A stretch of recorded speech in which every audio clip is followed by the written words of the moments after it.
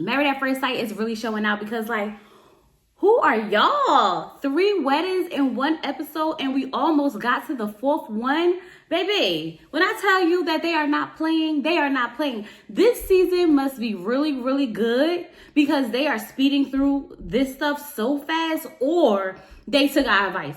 Either way, I am so happy and excited to be here, okay? Because we're about to get through these weddings like it's nothing.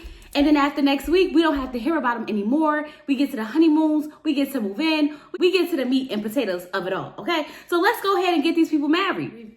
Hey y'all, it's Chloe and we're back with another video. Married at First Sight season 18, episode 2, the weddings continue. But before we get into this review, I need you guys to do me a favor. Baby, we are on the road to 10K and we are almost there, okay? I can smell it, I can feel it, I can breathe it, okay? But I need your help. If this is your first time here, sit back, relax, watch the video through, and if you like what you see and like what you hear, go ahead and hit that subscribe button. If you are coming back and you did not hit that subscribe button, go ahead and hit that subscribe button, okay? If you're one of my lovely members or subscribers, hey y'all, how y'all doing? Now let's get into it. Madison and Allan was about to get married. So I'm a little nervous because I'm like, I don't know if Madison is gonna really like Allan, but Allan for sure liked Madison because when she walked in, he was like, God dang. I was like, I know, right? She looked beautiful. So when they get to the altar, they hug, which is a good sign because that means that they actually like what they see. She, of course, brought the banana inside the bouquet. I thought it was cute because it's appealing. And on top of that, it's a nice icebreaker to cut the nerves in the room. So, of course, y'all, I'm not going into all the vows because y'all know how I feel about the vows. I used to be so excited, like, oh my God, the vows were so beautiful. I remember Zach had the most beautiful vows or whatever, and then all that ish went down the drain. All these people like, I promise to compromise. I promise to listen. And by the end of the episode, nobody did any of the things that they promised, so I'm not going to waste my time with these promises that are going to be broken, okay? Maybe. Or maybe not. I don't know, because the experts seem to have really did their thing with matching these people, so we just gonna have to see. We do find out through, you know, their friends and family that they both like Germany. So I was like, okay, so far so good. At the end of the I do's or whatever, they kiss. And I was like, oh, okay now. And, you know, they like, we now pronounce you a married couple. And Allan did his little, you know, he got his little thuggish, ruggish, rug. He got his little dance on. I said, okay, I see the little thuggish side coming out of you, I guess. And she, you know, joined in with him. So far, so good. I'm telling you, I feel like the energies are matching. But Allan, I can't quite put my finger on it, but Allan likes to talk about himself a lot, okay?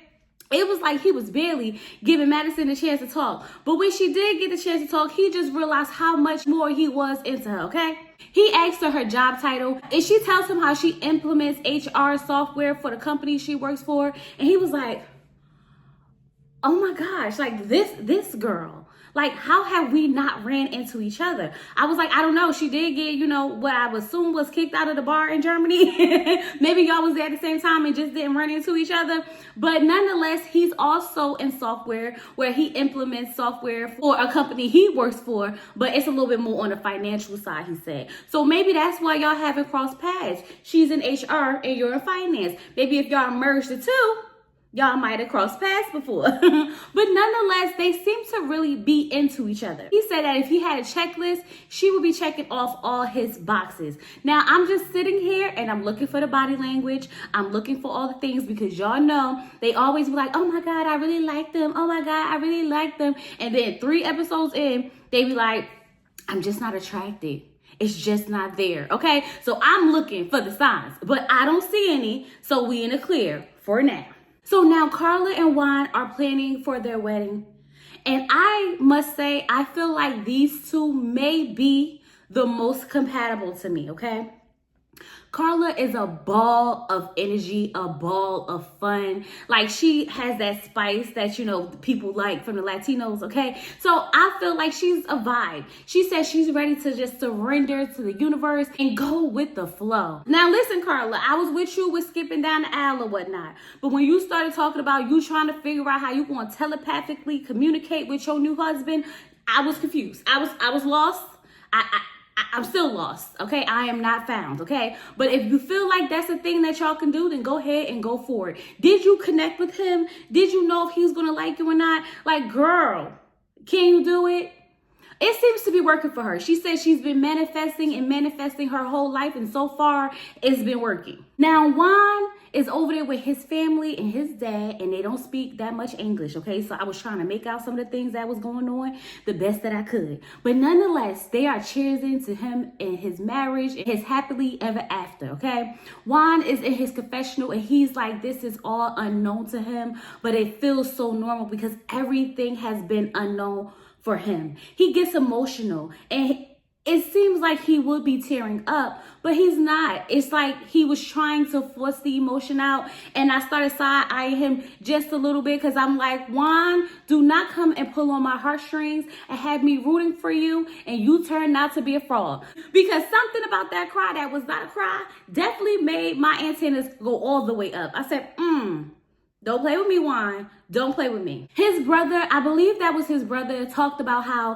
whoever they pick for him will have to be spontaneous, okay? They will have to, kind of square him in a little bit, but not cage him. And he's like, yes, I hope she braces herself because it's about to get crazy. I said, sir, did you meet Carla? Now you think you are a ball of fun. Baby, have you met Carla? Because I think she's going to give you a run for your money. Carla's talking to her family, and we found out that she said last Thanksgiving, I'm getting married. I'm going to have my husband. And everybody's like, girl, is you even dating somebody? And she's like, no, but I'm manifesting my husband. And here we are about to get married. So, girl, why you be manifesting? Okay, it's some things that I need, like $1 million, some student loans paid off. You know what I'm saying? What's the manifestation? Like, what do you say? What do you do? School a sister and let me know, okay? Because it seems to be working for you, and at this point, I'm gonna need it to work for me. Manifestation, child. Is that like is that the universal way of praying? Because if that's what that's about, then maybe I'm gonna have to go pray and manifest some stuff. And when I tell you that Carla is crazy, Carla's crazy, okay? She's already talking about how she feels like she loves this man. I said, now, Carla, girl. What we not about to do is fall in love before we even get to the first sight. That's what we not about to do. Now, maybe love at first sight can be a thing, but we didn't even get to the sight yet. Don't play with me, girl. Do not play with me. So Carla's reading the note that her mom wrote her because we know that her mom couldn't make it, right? And Carla support system, her friends, her family, baby, when I tell you it is strong, it is strong. The simple fact that her mother wrote her a note just to, show that she was there in spirit had everyone in tears, okay? I even felt it a little bit because, a mother's love is unconditional. It just showed that when she talks about the love that's surrounding her and how it really pushed her to never settle because she know what real love is, it just really showed up for me in this scene. Like, you can tell that they were really there loving on that girl, even when she got emotional and she was just telling them how much she loved and appreciate them all for sticking around her craziness. And the makeup was coming off, and I'm like, girl, pull it together. You about to get married. Girl, you got to get it together. You can't have all your makeup coming off before you even get down the aisle. But I loved it. I loved everything about it because so often on Married at First Sight, it's always somebody outside. Oh, this not going to work. Oh, they not ready. Oh my God. It's always someone being so negative. But to just see all the love surrounding her, beautiful. Just beautiful. But I will say that I'm a little bit concerned when it comes to Juan, all right? His brother was like, how you think mom's going to take it? And he was like, I know mom's not easy. And his brother was like, you're not either. And he was like, well, I know I'm going to have to compromise. I know I'm going to have to meet her in the middle. And I'm like, see, your people know you the best. And when they start calling him out on the fact that, he's not easy, it kind of gives me, you can't teach an old dog new tricks, okay? He says that he knows he's going to have to compromise. He knows he's going to have to meet her in the middle, but his face said something totally different than what his mouth was saying. You can see the concerns and the thoughts start running through his head. So Juan, like I said before, don't come in here and piss me off. Okay, because I'm loving the energy. I swear to you I am, okay? And I need you to be everything that you're presenting to be. But something in my gut is telling me that we're going to have to watch out for Juan. Carla's brother-in-law is walking her down the aisle because her father couldn't be there. I'm like, solid. Like, the brother-in-law, that's different, okay? That is different. But that just shows how much love is in that family, that even the brother-in-law got the opportunity to walk her down the aisle, okay? So Juan's standing at the altar, and he's just like, you know, telling her family, like, thank you for allowing me into your family. And he starts to, like, choke up a little bit. And I'm like, oh, the feels. I'm getting the feels. I'm getting the feels. It was really nice. Like, either Juan is putting it on really, really heavy, and maybe I just been fooled so many times that I'm not willing to give into it. I don't know what it is, but I definitely took it for what it was at the time. I really did. And y'all always tell me, Chloe, you a sucker for love. You a sucker for love. Don't fall for it. Don't fall for it. Baby, why am I falling for it? Why am I falling for it? So Carla comes in. She looks beautiful. And, you know, she's like, hi, or whatever. And he's looking at her and she's looking at him. And they seem to, you know, like what they see about each other, okay? I will say that when the officiant was talking, saying what the family and friends wanted them to know about each other, he was looking at her with this pure look, okay? It just looked like he was in awe for a second. I mean, at some points it didn't like kind of zoned out, but when he was looking at her, baby, he was looking at her. I almost felt that she felt a little bit uncomfortable a little bit because that's how intense he was looking at her. I find it funny how, like, when her family was saying how if you make reservations, tell her 30 minutes ahead so that she'll be ready in time. And he was like, yes, me too. I said, not y'all both going to be late. Not y'all both almost missed the wedding. I feel like the experts really tried. I really feel like they tried. If these people screw this up, it's them. We can't blame the experts this time. It's really just them at this point, okay? They say they vows. They say I do. And they kiss. And I'm like, oh. Please don't disappoint me, Juan. Please don't. So now they're sitting down, they're talking. She tells him, like, I'm just open to everything, that I couldn't even, you know, imagine or picture what you look like. But this is a beautiful surprise.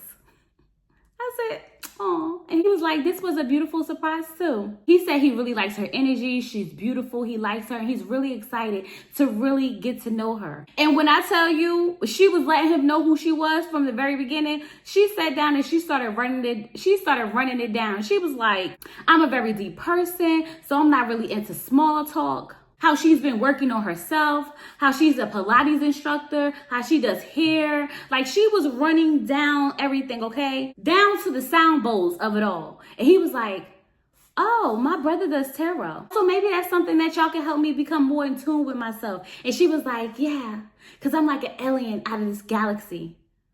I told you why she's crazy. I told you why she's crazy, and you need to brace yourself, okay? Because when he said that he needed someone spontaneous, baby, they gave it to him. They definitely gave it to him. But my thing is, Juan's personality wasn't showing up how it's been showing up. He seemed like he kind of like closed into a shell, like he wasn't as like amped, he wasn't as vibrant. Like the energy that we saw when he met all the guys, the energy in the confessionals, the energy, it just wasn't giving the same. So now I'm starting to wonder, does he feel overwhelmed by how much energy Carla has? See, you want all that energy till you get someone with all that energy, and then you just be like overstimulated, because I felt like that's probably what was going on. He did open up a little bit when it came to them talking about dancing, because you know he got a sweet spot for dancing, and he's going to teach you how to do the salsa or whatever the case may be. But overall, I really felt like his personality was not shining through. And once again, Carla was not playing about, you know, letting him know about herself. She's running down the family history. She's running down how she likes to travel. She needs to know if he likes to cuddle. Like, she is really like trying to get all the 8 weeks of experiment done in this 1 hour. I'm like, Carla, you have to calm down, sis. Y'all got nothing but time to have these conversations about whether or not he likes to cuddle, whether or not he likes to travel. If you do it all now, we will have nothing to watch in the future. But nonetheless, they seem to be hitting it off very well, and we'll just have to see how this plays out when they get to reception. Maybe Juan's going to really open up and get on the dance floor and start, you know, break dancing or whatever. We'll have to see. Emy and Aishi, Emy and Aishi, y'all. Please forgive me. I know I am pronouncing their names wrong. I know I am, okay? I will get it right. I promise you, I will get it right eventually. Just bear with me, okay? Please don't come in here like, that's not their name. That's not that. Y'all know, we know that I will mess up a name. It's not on purpose. Once I get it down packed, I will have it down packed, okay? Just bear with me. It's episode 2. It's episode 2, okay?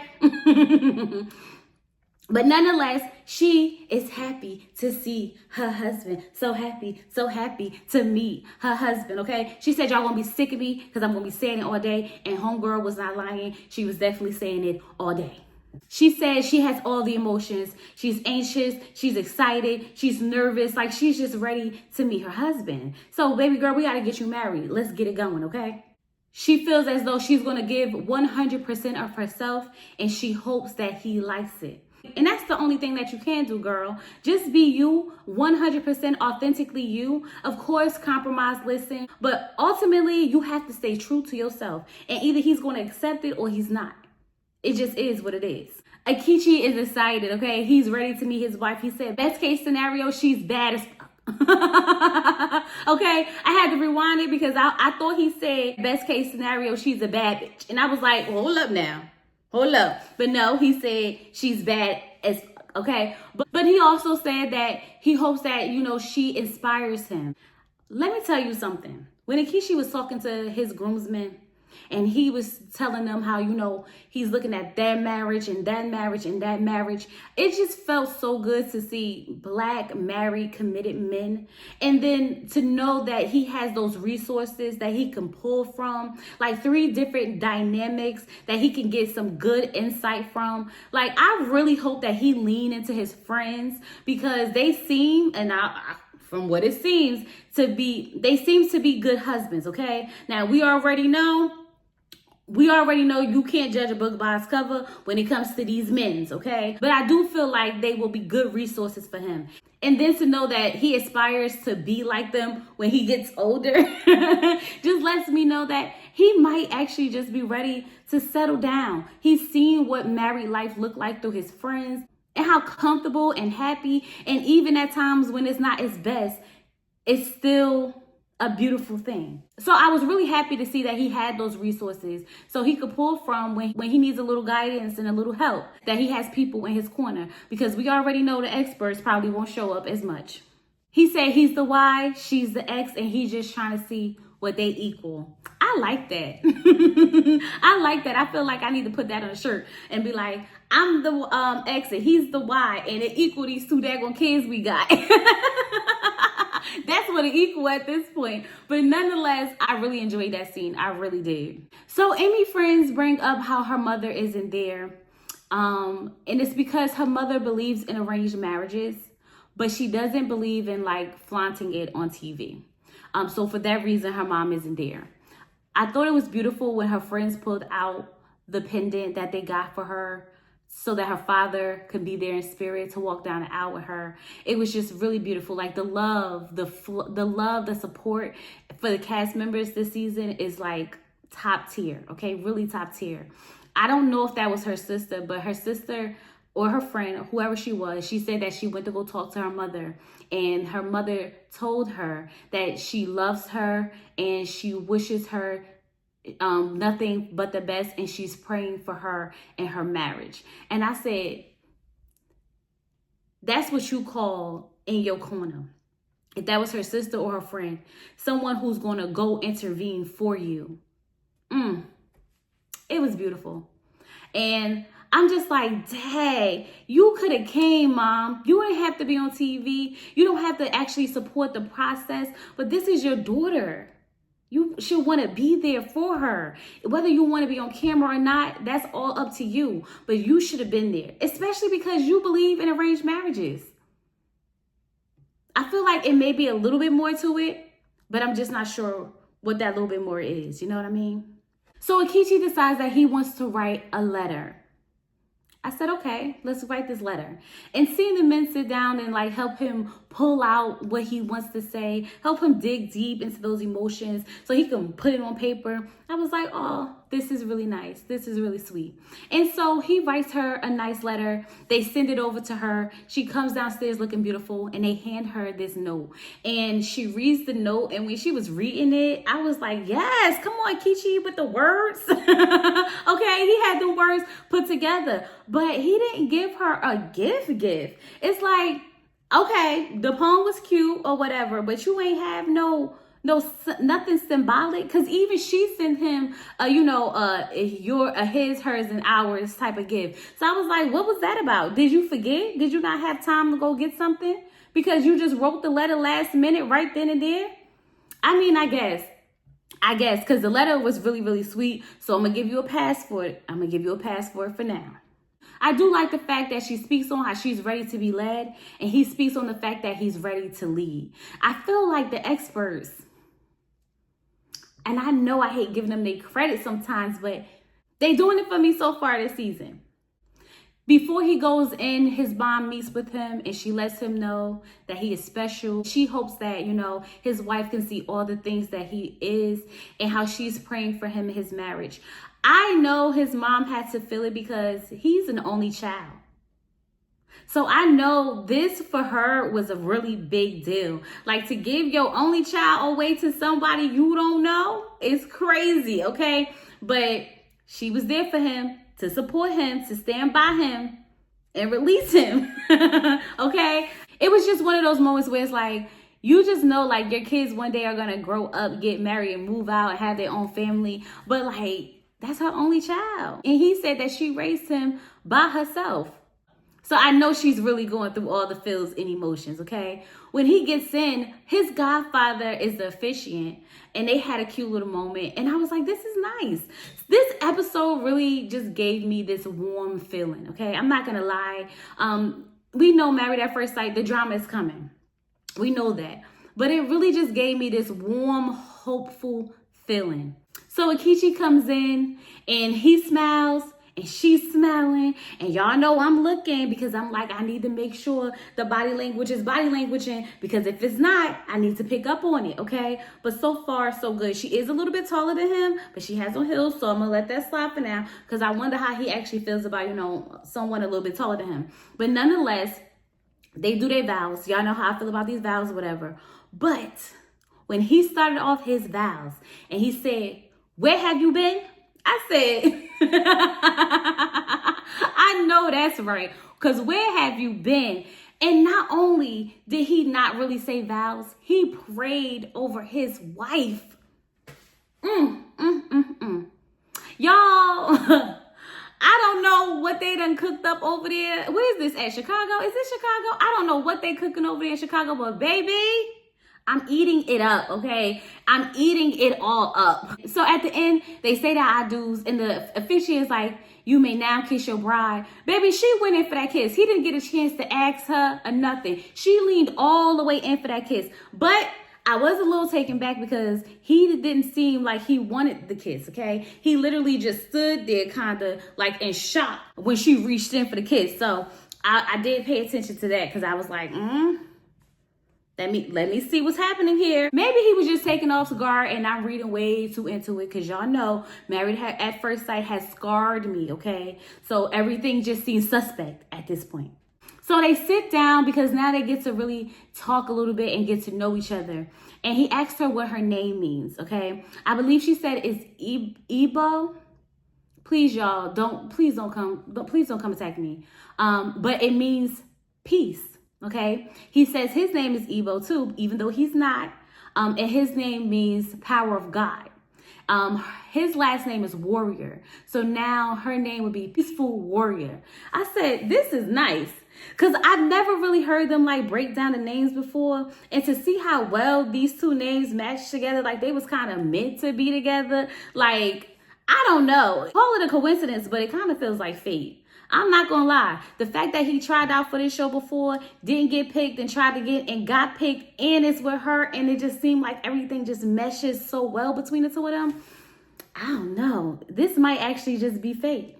When he found out that she's a nurse practitioner, he was like, oh, yes, because he wanted someone that serves Okay, and he's a guidance counselor. I say, oh, child, I finally know what that man do, because at one point I was like, what is your job? Okay, so he's a guidance counselor. He counsels students and he helps them get to college for free. I said, I know that's right. Pour into the children, okay, because these kids need to go to school for free. Okay, college, student loans, all that, too much money, too expensive. If you could get a free ride, go to the counselor.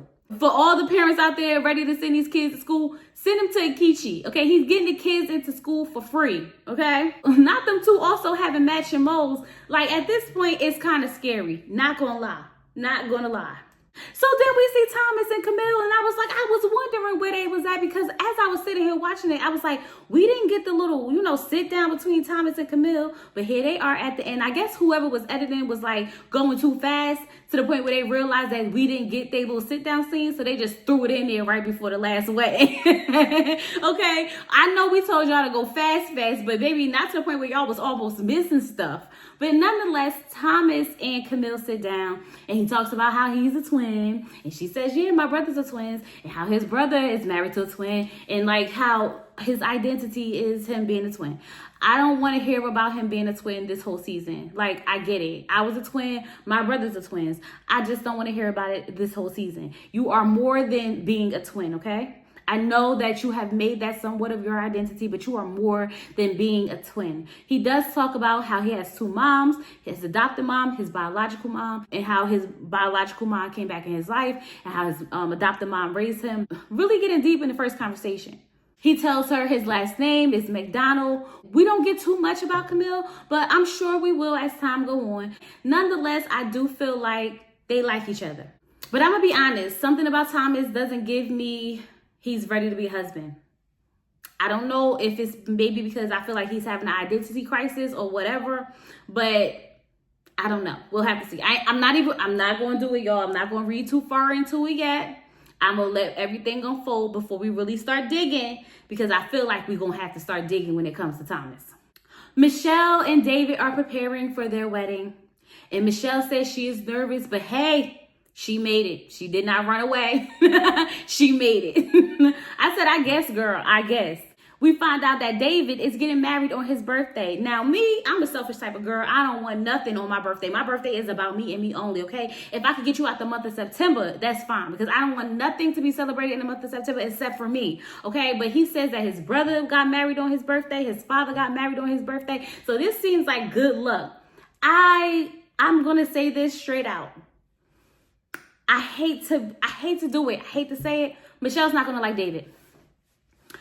She's not going to like him. She wants a light-skinned black man who has tattoos and a beard. And even though he fits somewhat of the profile, he is not what she is envisioning. I'm just going to be honest with you. She says that she's not envisioning nothing, but I don't believe her, okay? I really just don't. Now, whoever that lady was that was sitting in that daggone chair talking about how, she got so many questions for him and she needs to know if he's used to being around a lot of women because they are a lot and this, that, and the other. I'm like, you need to chill out, okay? See, that's what I'm saying. The negative energy started flowing in right around that time. Right around that time, that's how I knew it was about to be a shift, okay? Which lets me know that Michelle is going to be the drama. Michelle's is going to be the drama. Her family energy said she's going to be the drama, okay? Now, David, he said that he's been raised by nothing but bad bitches, okay? His whole family is bad bitches, okay? So he's used to it. So I'm guessing his bad bitches and her negative bitches is going to have to meet up at one point. And baby, I'm here. I am going to be seated at the reception. Okay, I'm going to be seated at the reception. That's all I'm saying. One of my concerns is that when David's brother was sitting down with this book of things that husbands should know before they get married or whatever case may be, or know in marriage. He said that for David, it would be to not react and to listen. Which kind of makes me feel like David may be a little hot-headed. Also, that David might be defensive a lot for him to say, don't react. So I'm going to keep an eye out for his reactions to things. Because if your family, like I told you, brings up concerns or give you advice about yourself, we have to take heed. So I hope his reacting isn't dramatic. I hope it's not Hurricane K type vibes, okay? I hope it's not giving that at all. He also told him not to shut down. I said, not you reacting and then shutting down. And I said, oh Lord, another concern. Child, that's never a good recipe, especially on Married at First Sight. But, you know, I feel like Michelle's she might press a few buttons. I feel like she's the wild card. Definitely the wild card this season, okay? Now, when he was talking to his mom, I know mom wanted to fall out on that floor and have a fit because we already know how she feels about her son.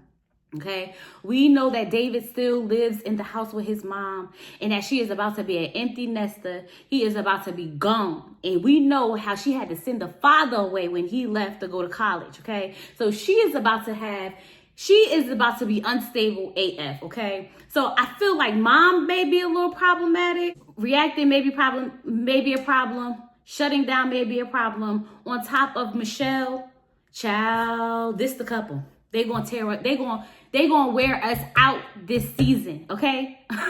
They are gonna wear us out. Now, the episode went off before the reveal, and I feel like next week, the drama really begins. So all this love and all this happiness that we experienced, yeah, it's about to go out the window. It's about to go out the window. But anyway, y'all, that's all I got, okay? So I'll be back next week with another review. Make sure that you like the video. Comment down below. Drop me some yellow hearts and let me know that you was here. Make sure you subscribe to the channel. We are so close to 10K, so go ahead and hit that subscribe button. With all that being said, I'll talk to you guys later. Peace.